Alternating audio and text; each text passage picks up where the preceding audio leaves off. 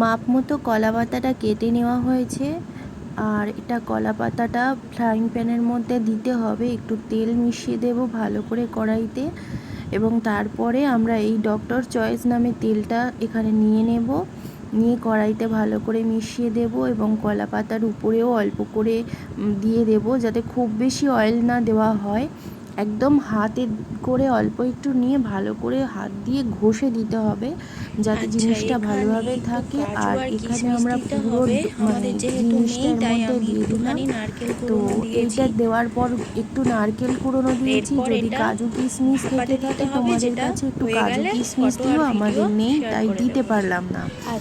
এইভাবে এটা ওভেনে বসিয়েছি, এখনো ওভেনটা জ্বালা হয়নি বা অন করা হয়নি। তো এবারে এর মধ্যে যেটা একটা দেখো এখানটায় ছোট্ট হোল রয়েছে, এখানটায় একটা লবঙ্গ আটকে দেব, যাতে করে একটা সুন্দর ফ্লেভার হয় বা একটা স্মেল হয় এবং টেস্টটাও যাতে ভালো হয়। আর পারলে এর মধ্যে একটু এলাচ দিয়ে দিও, উপরে একটা দুটো ছড়িয়ে দিও, একটু ফাটিয়ে নিয়ে, আর তারপর টেস্টটা সুন্দর হবে, স্মেলটাও সুন্দর হবে। তো এইভাবে আমি মোটামুটিভাবে রেডি করেছি। এবার ওভেনটা জ্বালবো, তারপর ফিরে আসছি তোমাদের সাথে। এইভাবে আমরা গ্যাসের উপর কড়াইটা বসিয়ে দিয়েছি এবং 2 মিনিট হাই ফ্লেমে রাখার জন্য প্রস্তুত করে নিয়েছি, এবং 2 মিনিট পর আমরা কিন্তু সেটা একদমই লো আঁচে দিয়ে দেব এবং 40 মিনিট রেখে দেব। যদি মিডিয়াম ফ্লেমে রাখতে চান সেটাও রাখতে পারেন, কিন্তু একটু খেয়াল রাখতে হবে।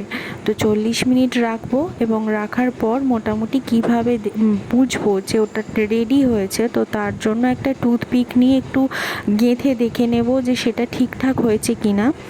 আর শেষের 2 মিনিটের দিকে ওই হোলটার মধ্যে একটা লবঙ্গ অ্যাড করে দেবেন, তাহলে করে কি হবে, একটা স্মোকি ফ্লেভার আসবে এবং লবঙ্গ বা এলাচের একটা সুন্দর গন্ধ হবে, টেস্টটাও সেই রকম সুন্দর হবে।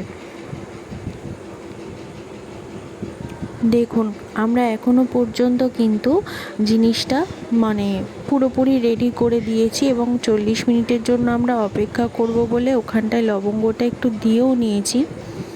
যদি দেখেন যে প্রথমে লবঙ্গ দিলে হালকা একটুখানি ভিতরটা জল ব্যাপারটা আসছে, মানে ঘাম মতো ব্যাপারটা আসছে, তো তখনই এটাকে মোটামুটিভাবে আপনি লবঙ্গটা তুলে নিতে পারেন। এখানে আমার সেরকম কিছু মনে হয়নি, তাই লবঙ্গটা দিয়ে রেখেছিলাম, এবং কিছুক্ষণ পর 2-3 মিনিট পর আমরা ওটা তুলে নিয়েছিলাম, আর কিন্তু অ্যাড করিনি, যেটা আমরা প্রথমে করেছিলাম। ওটা শেষের দিকে করলেই বেশি ভালো হয়। ওটা আমি যেহেতু নতুন, তো তাই একটু আমার প্রবলেম হয়েছিল, মা বলে দেওয়ায় আমি আবার পরে সেটা ঠিক করে নিয়েছি।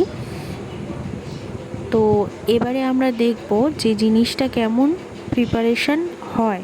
মানে দেখবেন যখন কলা পাতাটা হালকা একটা ব্রাউন ব্রাউন কালার এসে যাবে এবং একটু ভাজা ভাজা মতো দেখতে হবে, তো গ্রিন কলা পাতার যে গ্রিন কালারটা ওটা একদমই প্রায় চলে যাবে বলতে গেলে, তো তখন মোটামুটি বুঝতে পারবেন, এবং ধোঁয়া